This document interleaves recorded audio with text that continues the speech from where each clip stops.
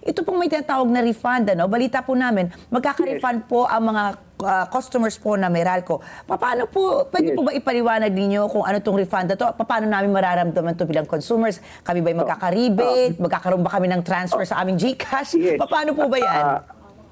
Meron kasi kaming ongoing refund na final namin noon sa regulator kung pwede naming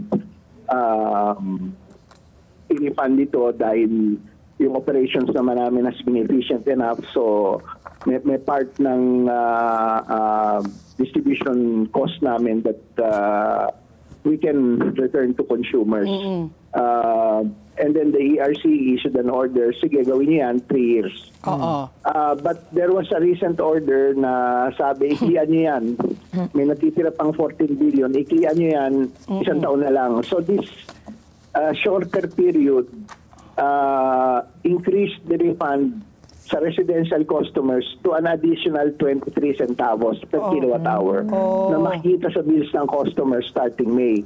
May isa pang inaantay din kami, yung natural gas as an indigenous resource.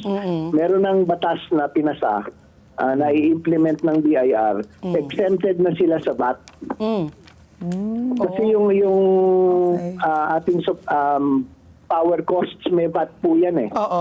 So ito, indigenous, so since indigenous, sabi ng batas, dapat wala ng VAT yan. Okay. So tatanggalin din na po yung VAT doon, hindi na po yan masasali dun sa overall total cost.